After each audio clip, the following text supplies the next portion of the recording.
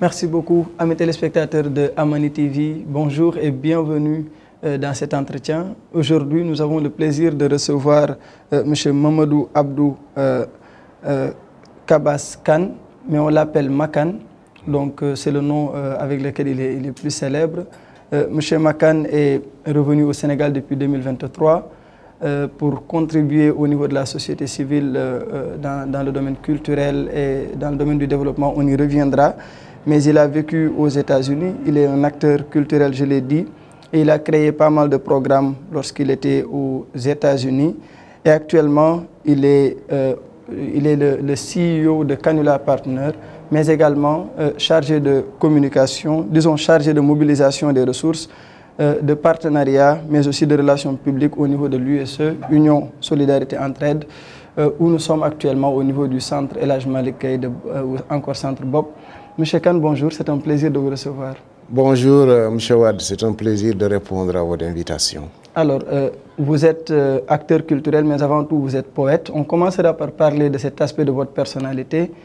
Vous avez publié, c'était en 2020, ce recueil de poèmes, donc Delia, le sel mêlé au miel. Vous y avez ajouté également Mémorial des empreintes.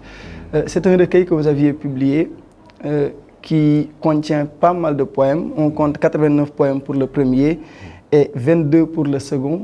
Vous êtes poète, mais vous êtes également engagé dans les activités culturelles. Comment vous faites pour cumuler les deux?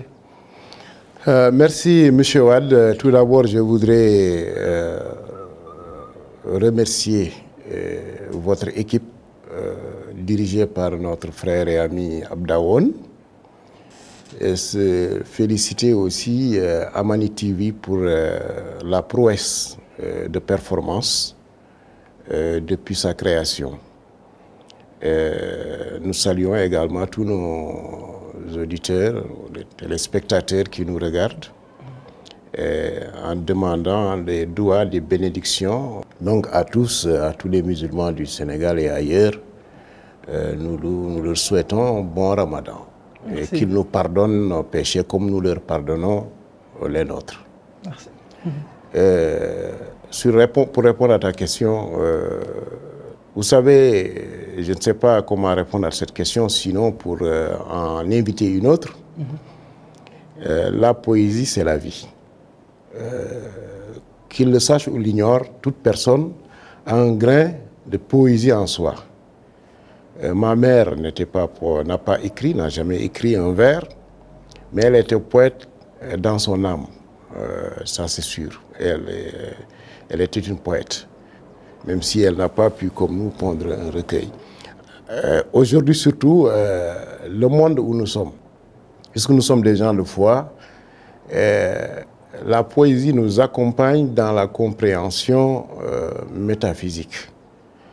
Les théoriciens ont déjà expliqué, il y a différentes théories, les rythmes, tout ça, le langage, les vers, il y a toutes les écoles de la littérature qui essaient d'expliquer la poésie, mais j'ai toujours compris que la poésie était innée à l'homme, c'était lié à c'est notre première expression culturelle en tout cas.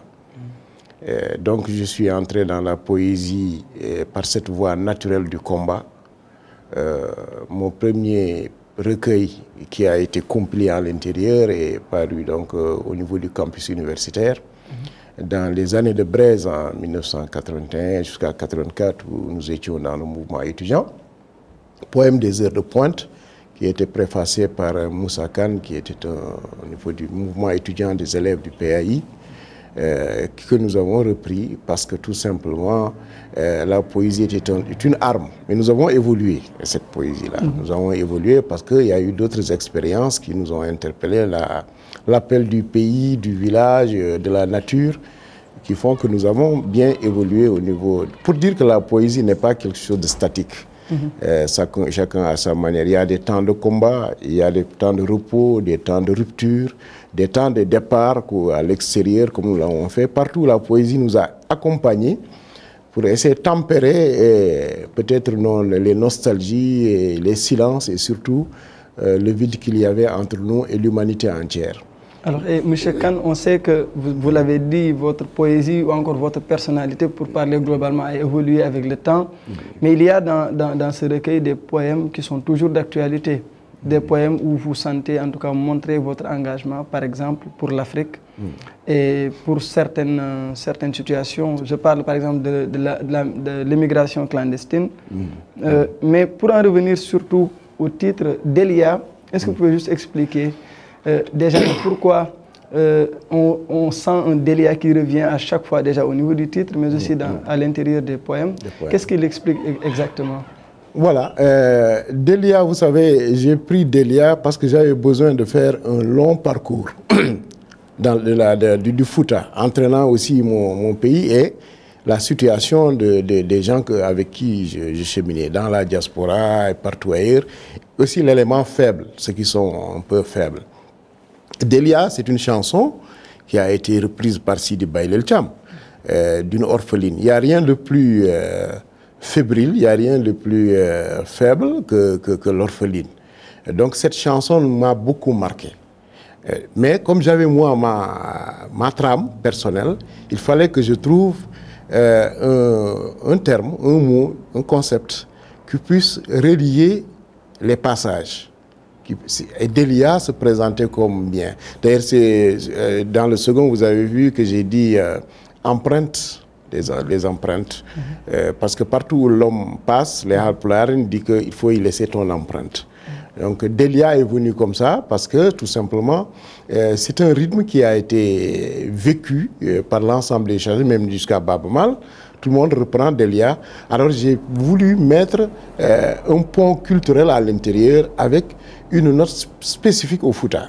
C'est ce qui s'est passé avec Delia.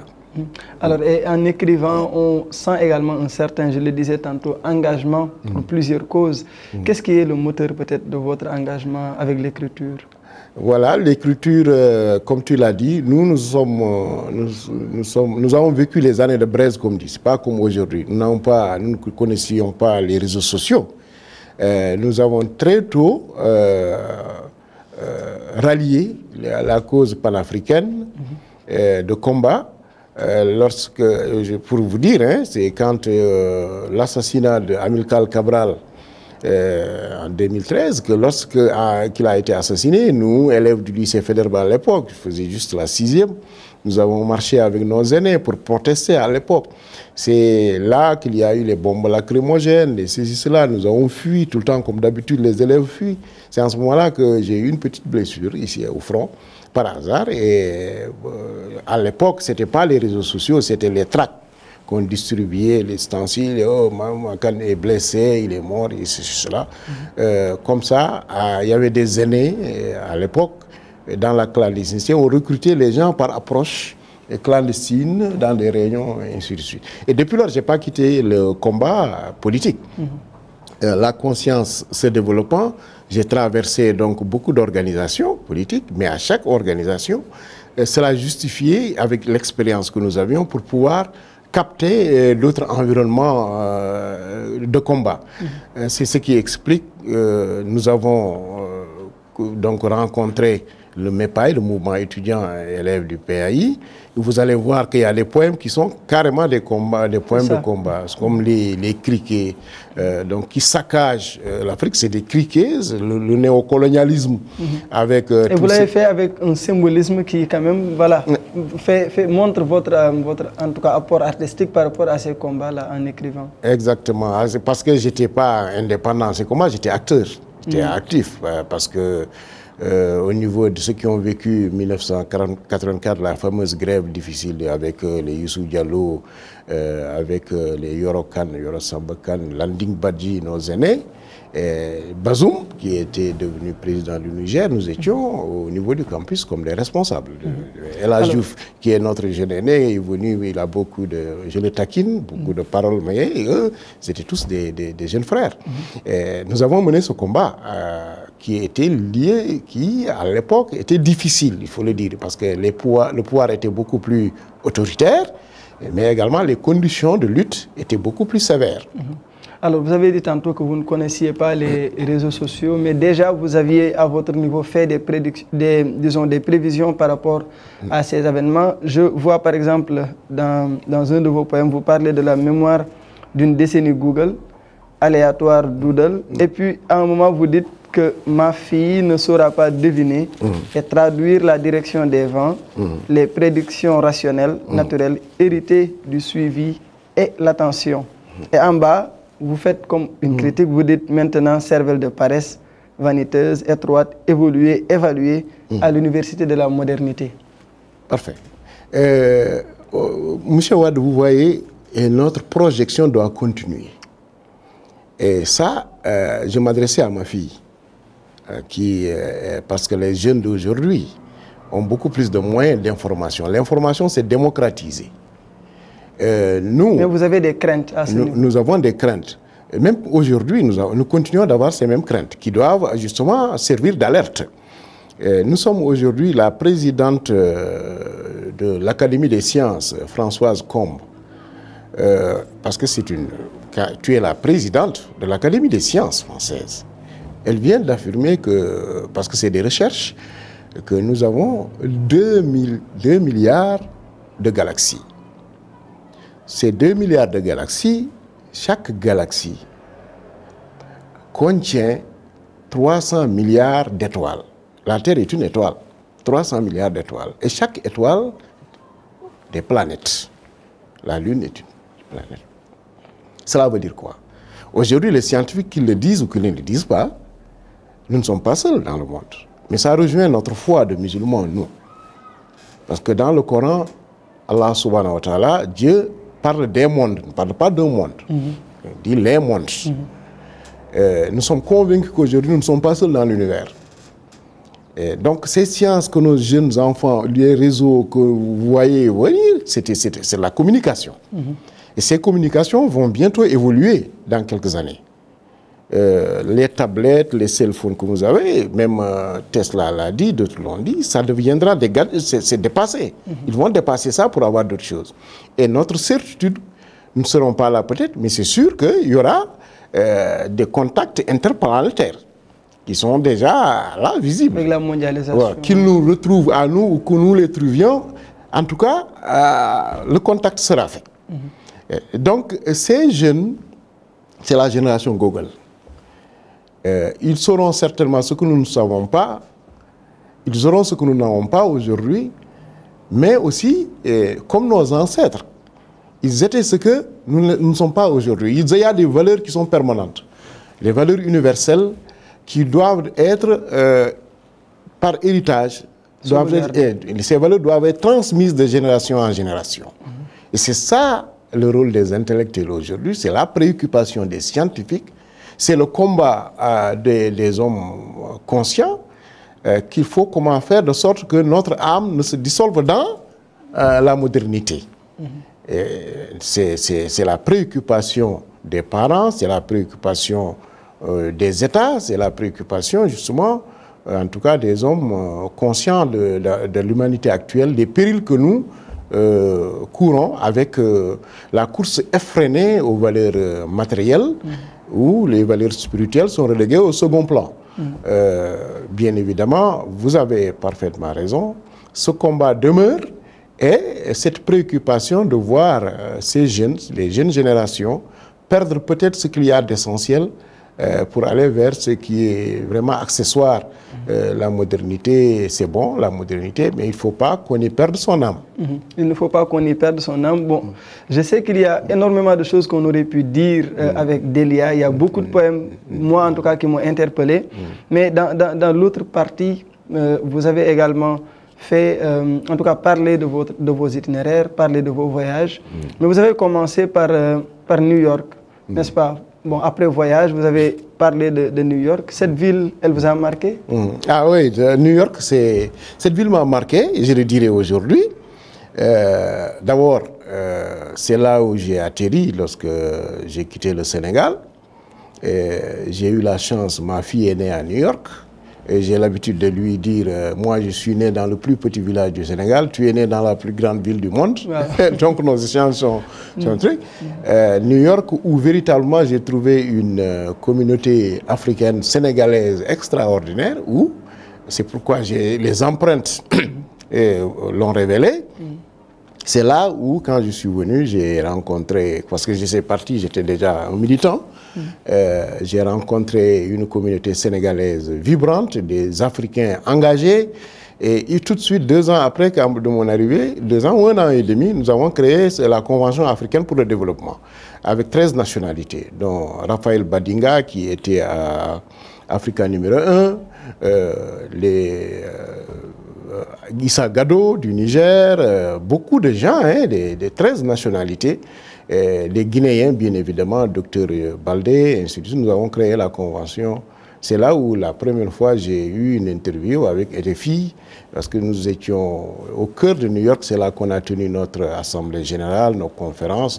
Des Américains, Africains-Américains nous ont rejoints. Et c'est là, cette organisation a participé aux accueils de Nelson Mandela et tout le monde. Et ça, c'est au niveau panafricain. Au niveau de la communauté Haalpulaar, surtout sénégalaise, je me suis retrouvé membre donc, de l'ASA, avec la radio Voice of Africa, avec Alain Djigel à l'époque, où véritablement j'animais le segment français et Pulaar à l'ASA. L'association des Sénégalais d'Amérique, mais surtout l'essentiel du travail a été fait au niveau de Pulaar Speaking Association, et une association qui regroupe tous ceux qui parlent la langue pulaar dans la sous-région, dans le monde. À l'époque, une association qui a donc son bâtiment là-bas sur place. Bien évidemment, il y a le social, parce que l'Africain ne veut pas être enterré ailleurs que chez lui. Donc une association qui prend entièrement en charge les transferts des corps. Mais lorsque je suis venu, c'est ce qu'il faisait. Lorsque je suis venu, étant président de la commission éducation et culture pendant 6 ans, j'ai pu, effectivement, on a créé la bibliothèque en Pateba, mais surtout, ce qui était le plus essentiel, nous nous sommes battus pour que la langue pulaar, avec Linda Beck et Ousmane Kane, moi étant président de la commission, menant des interviews, nous avons pu, le Wolof et le pulaar étaient enseignés à Columbia University. Moi, j'étais donc choisi par l'Institut africain comme consultant à l'époque, par la grâce des amis comme Linda Beck, qui est une Américaine, mais avec son mari Marc, sont mariés, se sont retrouvés. C'est à partir de Chilogne, c'est là qu'ils ont, en tant que membres du corps de la paix. Donc nous nous sommes battus et nous avons créé là-bas des journées culturelles, on a eu des festivals et des activités qui jusqu'à présent sont là-bas. Je pense que... Et donc c'est une ville qui vous a marqué, qui m'a beaucoup marqué. Que vous avez marqué aussi. Absolument, mais en dehors de ça aussi, le travail, moi j'étais avec Kalidouka aussi, qui était un éminent président de Pulaar Speaking. Nous nous sommes retrouvés, même auxiliaire de police de New York, NYPD, la plus grande police du monde. J'ai fait là-bas avec eux comme auxiliaire pendant 4 ans, au 26e precinct, 26e commissariat, on l'appelle, dans le Harlem. Donc, une ville que je connais. 9/11 Memorial, lorsqu'il y a eu ces attaques également, j'étais le seul Africain francophone, membre du staff du mémorial et muséum 9/11 que vous connaissez maintenant. Donc c'est une ville, je pense que, à part ma ville Dakar, les villes où je suis passé, les études, Thiès, ma ville, mon village natal, j'ai passé plus de temps à New York qu'ailleurs. New York et Washington. C'est la ville où j'ai vraiment soufflé le plus. Vous voyez, donc. Mais ça ne nous a pas empêché de parler, en tout cas, des villages du terroir. Je pense par exemple à votre poème 3D 4T. Vous parlez de Dara, Dimat, Djamioum, et Tchangay, Tekan et Tilé. Pourquoi est-ce que vous avez écrit ce poème? Je veux dire, vous l'avez dédié à la jeunesse du territoire, mais quel est le message que vous avez vraiment voulu passer à travers ce poème? Intéressante question. J'ai voulu, si vous remarquez, j'ai chanté des villes comme Thiès, là où je suis passé, mais pour le terroir, comme tu l'as dit, j'ai mis 3D. Parce que Dimar, Djagnoum, Dara. Dara, c'est mon village natal. Dimar, c'est le Toul de Dimar. C'était la province capitale du Dimar où Eliman Boubacar, mon grand-père, siégeait, et Diagnoum, là où c'était le champ de la famille, où maintenant on a construit les maisons. Le papa avait sa maison, ma maman, et ainsi de suite. Donc, Diagnoum, Dimar, Dara, l'été, effectivement, Tiangaï, Chile, Chile Boubacar, qui est la capitale, mais j'hésitais même, je ne voulais pas mettre Kad, mais en réalité Kate, Tatki et Tekan, Tekan qui est de l'autre côté de la Mauritanie. Donc il fallait avoir un poème pour l'ensemble, et je sais que c'est là où je souhaite un jour être enterré. J'ai mis donc 3D, 3T pour chaque. Maintenant, c'est aussi dans ce patelin que j'essaie de me mouvoir en termes d'organisation. Aujourd'hui, vous savez que c'est la zone, avec Fanaï, c'est la zone d'entrée du Fouta. Si vous remarquez le Fouta, les villages, en tout cas les localités qui sont proches vers Saint-Louis sont les plus petites que les localités à l'intérieur du Fouta. Beaucoup de gens ne se posent pas pourquoi. Parce que les attaques de la colonisation, les gens fuyaient, allaient vers l'intérieur, pour aller vers l'intérieur. Il y a d'autres qui sont descendus vers Kersambakan après la prise du Dimar. Donc ces villages étaient sous attaque. Donc je considère cette population-là un symbole de la résistance du Fouta. C'est pourquoi j'attire l'attention, je l'ai fait déjà avec tous les pouvoirs, que les gens essaient effectivement de mettre un musée là-bas, en tout cas, parce que c'est le symbole de la résistance, de la pénétration coloniale. Donc il fallait que véritablement, aujourd'hui, les jeunes de la localité et beaucoup d'intellectuels travaillent à la renaissance du patelin, la renaissance du Toul du Dimar, à travers des associations, l'association Eliman Boubacar, mais aussi à travers Patrimoine Toul du Dimar, à travers la fondation. Il y a une dynamique de régénérescence de ce patelin. Nous n'avons que la terre de nos aïeux, on n'est jamais meilleur que chez soi. C'est pourquoi nous sommes revenus, nous consacrons aussi à nos activités à faire quelque chose, à faire bouger les lignes. En tout cas, c'est des poèmes d'une grande profondeur. Vous avez évoqué d'autres villes, mais le temps ne nous permettra pas peut-être d'en parler. Nouakchott, Paris, Moscou. Et je pense que c'est, en tout cas, comme, voilà, c'est vraiment retracer votre parcours. Mais au-delà de ça, moi j'ai une question par rapport à votre attachement pour la culture. Vous avez été médiateur culturel, consultant, vous l'avez dit tantôt, au niveau de Columbia University. Mais au niveau également de l'ambassade du Sénégal aux États-Unis, vous avez eu un rôle pour promouvoir la destination Sénégal là-bas. Qu'est-ce qui vous attache tellement, à ce point, j'allais dire, à la culture? Merci bien. Bon, comme je t'ai dit, la culture, président de la commission culturelle de Polar Speaking, avant d'aller aux États-Unis, j'étais là, les clés littéraires de Seba Traoré me connaissent. On allait à la télévision parce que j'étais avec le docteur Djibril Diallo Falémé, qui aujourd'hui est un enseignant, docteur. Nous avions créé l'association des jeunes écrivains du Sénégal, avant que je ne parte. Et jusqu'à présent, vous êtes membre de cette association? Je suis membre de l'AS aujourd'hui. Bon, j'ai acheté ma carte bien avant, en 2016. Lorsque nous sommes à l'extérieur, nous sommes beaucoup plus enclins à se rattacher à nos valeurs culturelles. Parce que vous êtes nostalgique. La nostalgie et puis le combat. Si vous allez aux États-Unis, nous avons fait beaucoup de rencontres avec les Africains américains qui étaient ma posture aussi, parce que tu l'as dit tout à l'heure, lorsque j'ai quitté après 12 ans, 13 ans à New York, par décret du président Macky Sall, que je remercie, m'avait nommé comme ministre conseiller, chef du bureau économique à l'ambassade du Sénégal. C'est là où je faisais la destination Sénégal.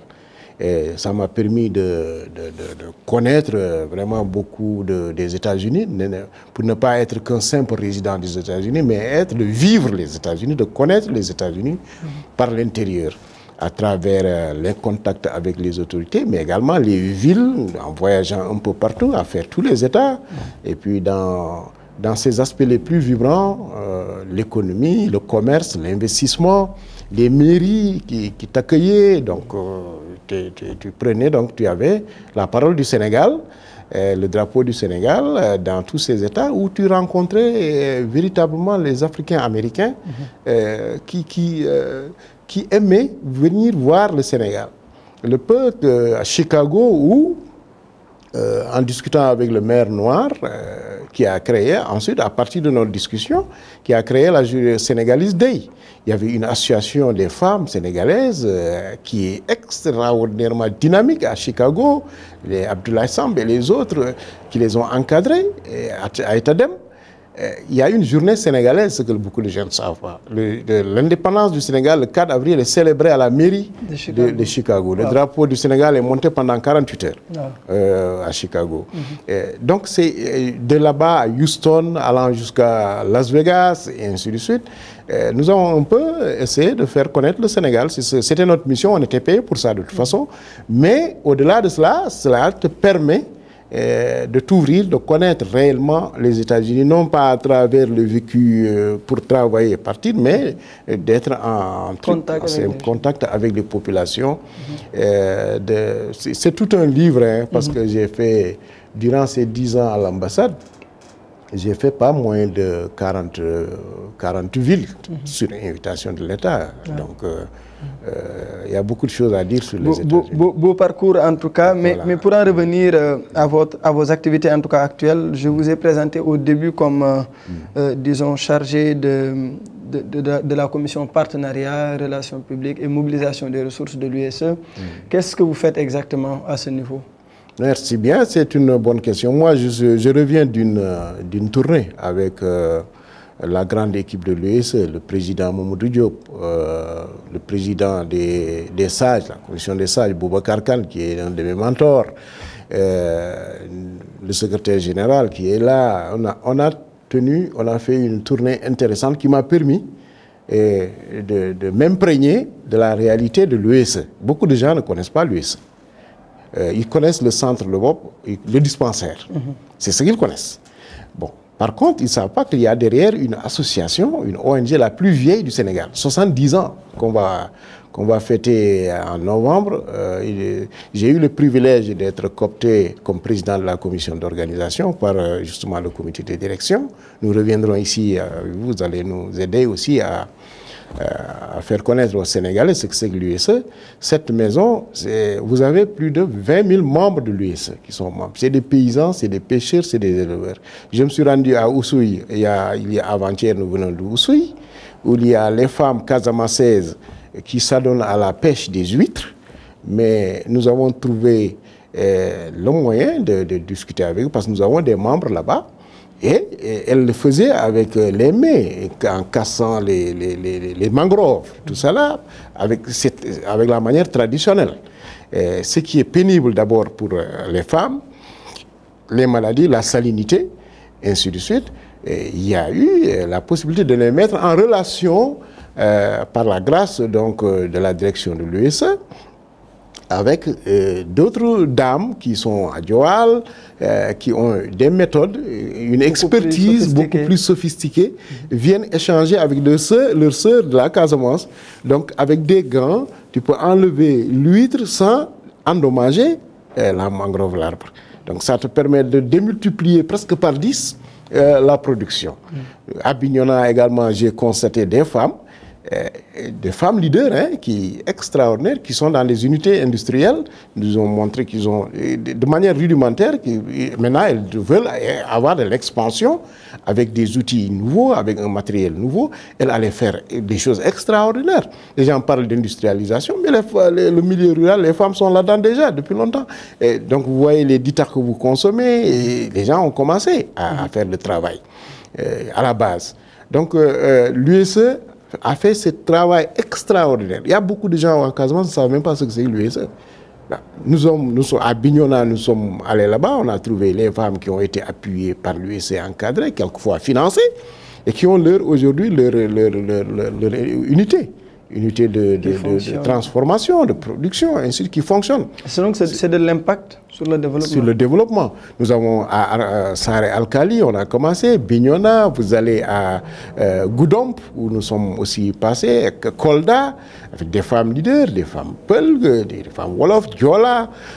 Nous sommes allés à notre dernière étape, c'était Médine-Gounas, où effectivement, un des fils du calife, Tierno Aliou Seyd, qui est très bien, que je salue au passant parce qu'il nous a accueillis de manière particulière. Il y a un centre de formation où vous avez donc des produits, le miel est fait, la mielleuse. Il a trouvé le moyen, bon, compte tenu de sa stature, a signé une convention avec EDK. Le miel EDK que vous consommez, ça vient de là-bas. Donc, ça, c'est un programme de la Casamance. Mais nous avons des programmes en Ganda, vous avez Linguère, Matam, je ne parle pas de Podor, et ici même le centre, les dispensaires, personne ne sait, les Sénégalais, 95% ne savent pas que ce dispensaire, c'est pour l'association, pour l'USC, ils ne le savent pas, ni l'équipe de POP. Ils ne savent pas que l'équipe de POP, c'est nous, c'est l'organisation qui est là, depuis 70 ans avec Amadou Mali Gaye. Donc, il y a beaucoup de choses à faire, et c'est du volontariat ici. C'est du volontariat. Le comité de direction est composé de membres, des gens qui ont... Parce que moi, avant de quitter le Sénégal, d'aller à l'extérieur, j'étais membre ici du conseil exécutif du vivant d'Amadou Mali Gaye. Donc j'ai vu les Kalidou Keneme tous passer. Je suis revenu. Naturellement, le dernier renouvellement, ils m'ont amené au comité de direction. Nous poursuivons le travail. Et il y a l'élevage, l'agriculture, la formation surtout qui est là. Et nous avons la mobilisation des ressources. Et le partenariat, c'est une commission essentielle. C'est ce que je faisais à l'ambassade. Je vais continuer de le faire dans le cadre civil, quoi, la société civile. Alors, et avec ces actions-là, vous visez sans doute, en tout cas, vous voulez bien sûr accompagner les gens dans le processus de développement. Mais actuellement, 70 ans, c'est quand même quelque chose dans un pays, 70 ans d'impact et d'activité. Quelles sont vos perspectives à l'issue de cette célébration-là? Parfait. Bien évidemment, il y a la rareté des ressources aujourd'hui. Le monde, comme vous le savez, commencé par notre programme santé et agriculture qui a été soutenu par l'USAID. Vous savez, Trump a mis la parenthèse sur beaucoup de programmes. La suspension des aides. Oui, mais l'USE a ses ressources propres, contrairement à d'autres ONG. Bon, ce qui passe ici, vous savez, les buildings et tout ça là, sans compter dans les programmes comme Ganda et le programme de Ndjoum, programme intégré de Podor, PIP, que tout le monde connaît, nous pouvons aller, nous avons nos ressources propres, mais nous avons toujours besoin de partenaires extérieurs, parce que c'est lourd. Le programme 2025 jusqu'à 2029 est là. Donc, les partenaires, on en a besoin. Maintenant, la philosophie, comme nous disons en Pulaar, les fondateurs de cette ONG, comme ils l'ont dit dès le départ, le développement vient de la main du concerné. C'est pourquoi l'alphabétisation a été au départ. Et aujourd'hui, notre dernière tournée, les femmes de la Casamance demandent l'alphabétisation toujours. Donc une demande, j'allais dire, pressante. On a fait de l'alphabétisation, les gens ont été encadrés, il y a eu des résultats. Après, petit à petit, les ONG se sont retirées de ça. Mais on y revient parce qu'il y a une demande forte encore, parce que les gens ont commencé à constater qu'il y a un résultat tangible à ce niveau-là. Et Dieu merci, ce n'est pas parce que les gens ne connaissent pas l'ONG, que les ONG travaillent dans le silence, mais les acteurs vrais, l'État, les autres savent ce que nous représentons. Et lorsque nous sommes partis de notre dernier voyage, c'est le roi Doussouy qui nous a accueillis, qui a accueilli la délégation. Non, ils savent ce que nous faisons. C'est la seule ou la rare organisation durant toute la crise continuer à s'implanter, à être là-bas en Casamance. Cela, c'est parce qu'il y a des relations de confiance, mais aussi la transparence aidant. Les gens font le travail en rapport et en symbiose avec les populations locales. Alors, nous sommes malheureusement au terme de cette émission, mais je ne vais pas finir sans vous poser la question. Vous êtes acteur culturel. Quel est votre regard sur disons, l'industrie culturelle aujourd'hui au Sénégal, oui, le monde de la culture continue d'évoluer avec ses défis. Qu'est-ce que vous pensez globalement de la culture actuellement? La culture, c'est tout ce que l'homme ajoute à la nature. Les ministères, vous savez qu'en France, Malraux était ministre de la Culture. C'est une grande figure. Au Sénégal, la culture, nous avons eu la chance d'avoir un homme, le premier homme président étant un homme de culture. Bon, bien évidemment, il y a eu moins d'agriculture là-dedans, mais le Sénégal était un pays phare, position que nous sommes en train de perdre. Lorsque nous avons organisé le Festival mondial des arts nègres, du Brésil jusqu'au Mexique, jusqu'à l'Extrême-Orient, le Sénégal, la culture c'est le Sénégal, en tout cas pour l'Afrique. Et ça, c'est une position qui nous a valu beaucoup de choses. Si nous avons des succès diplomatiques, si nous avons des investissements à long terme, c'est grâce à ça, parce que nous sommes connus. C'est ça qui a fasciné le mental, la culture teranga. C'est ça aussi qui nous a valu que nous sommes un pays regardé. Non seulement par la... Parce que donc, lorsque la culture est devenue populaire, la tolérance suit. Et lorsque la tolérance suit, la paix arrive. Et donc, cette dimension culturelle du développement ne doit pas être occultée. En l'occultant, nous nous oublions nous-mêmes. Et tel que je les vois, les chefs, on a toujours dédié un ministère de la culture. En associant d'autres... En association, transversale. Mais la culture n'est pas que bureaucratique. La culture n'est pas que politique, des décisions, ou n'est pas que la danse et l'animation. La culture, c'est autre chose. La culture, c'est d'abord d'amener les populations à devenir elles-mêmes. Ne pas minimiser ce que les gens font. Développer une conscience. Une conscience que nous sommes des Africains, que nous sommes des Sénégalais et que c'est dans le bien que nous devons compétir. La politique a pratiquement agressé ces dialogues naturels dans les quartiers parce que pourquoi les jeunes vont vers les réseaux sociaux ou en tout cas préfèrent le navétane plutôt que la case de la grand-mère, à côté l'ombre de la grand-mère et tout ça, c'est des questions à se poser. Donc le ministère de la Culture doit jouer un rôle éminent. Et ce n'est qu'une institution. Les acteurs culturels, c'est autre chose. Eux, ils doivent rivaliser d'initiatives. C'est des initiatives personnelles et l'État n'y peut rien. Aujourd'hui, si vous allez dans certains pays de la sous-région, Ghana et les autres, ils sont en train de nous damer le pion. Bon, bien évidemment, je ne dis pas que nos artistes ne sont pas talentueux, mais ce que tout le monde sait, que le théâtre Daniel Sorano, je vous laisse apprécier, hein, ce qui, à l'époque, c'était le cercle de Louga, ça venait de l'intérieur du pays. Bon, ça continue aujourd'hui, il faut que les gens soient relativement plus dynamiques et faire preuve d'initiative. Peut-être que le 70e anniversaire, on va essayer de voir dans quelle mesure nos bases, là, les comités locaux pourront participer à apporter leur diversité culturelle. Donc, je pense que c'est votre rôle aussi, vous les journalistes. Je prends toujours, c'est pas parce que je suis dans vos locaux, mais je sais que toute chose utile commence par un bon leadership, une bonne formation, des compétences avérées.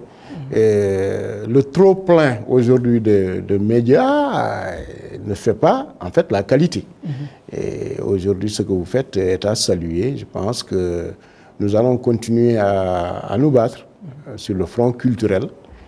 Parce que si on ne le fait pas, nous serons effacés, et ça c'est sûr. Et l'Afrique a besoin véritablement aujourd'hui d'une relance de la culture, de l'aspect culturel.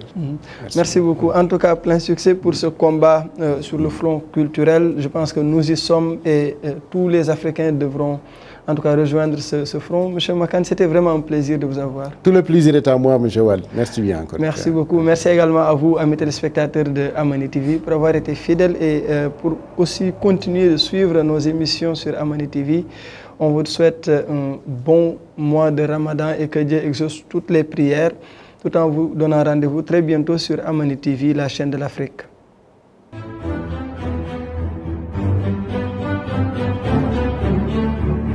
Thank you.